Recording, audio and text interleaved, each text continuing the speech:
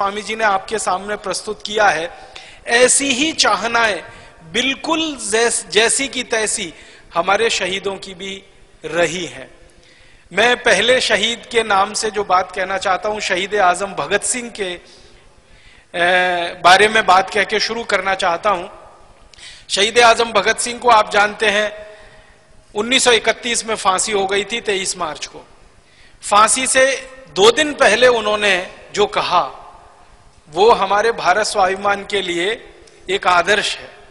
फांसी से पहले उन्होंने कहा कि मैं कह रहा हूं, आप इसको दर्ज कर लीजिए। उनके पास मिलने के लिए कुछ लोग गए हैं तो उनसे बात करते हुए कह रहे हैं कि मैं कह रहा हूं और आप ये दर्ज कर लीजिए कि अंग्रेज अब हिंदुस्तान में 15 साल से ज्यादा नहीं रह पाएंगे और ये 15 साल के बाद भारत से अपने आप छोड़कर चले जाएंगे।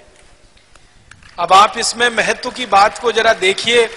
1931 में शहीद आजम भगत सिंह कह रहे हैं कि अंग्रेज 15 साल में भारत से चले जाएंगे, इससे ज्यादा भारत में नहीं रह पाएंगे।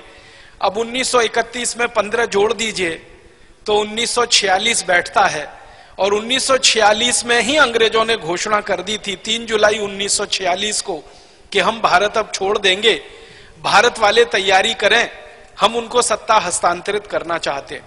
तो 3 जुलाई 1946 को अंग्रेजों की घोषणा हो गई थी, अंग्रेजों की पार्लियामेंट की तरफ से घोषणा हो गई थी और शहीद आजम भगत सिंह ने 15 साल पहले 1931 में यह कह दिया था कि 15 साल से ज्यादा अंग्रेज नहीं रहेंगे। तो आप देखिए, जो रेखांकित मैं करना चाहता हूं, आपके ध्यान में बात लाना चाहता हूं कि 23 साल का नौजवान युवक, हमारे हिसाब से तो हम ऐसा मानेंगे कि उसमें परिपक्वता बहुत कम है, क्योंकि आज के समय में 23 साल की उम्र के जो नौजवान होते हैं उनकी दिशा और दशा का अंदाजा आपको है।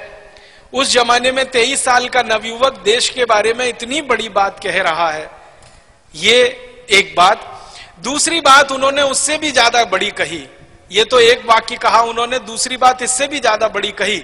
उन्होंने कहा लेकिन मेरे दिल का दर्द ये है कि अगर अंग्रेज चले गए तो भी भारतवासियों को न्याय नहीं मिलेगा, उनके समानता और समता के अधिकार उनको नहीं मिल पाएंगे, उनकी जो लूट हो रही है वो लूट बंद नहीं हो पाएगी, उनकी जो गरीबी है, मुफलिसी है, बेरोजगारी है और उनकी भुखमरी है वो समाप्त नहीं हो पाएगी तब तक, जब तक कि अंग्रेजों की बनाई गई व्यवस्था भारत देश से संपूर्ण रूप से समाप्त ना कर दी जाए।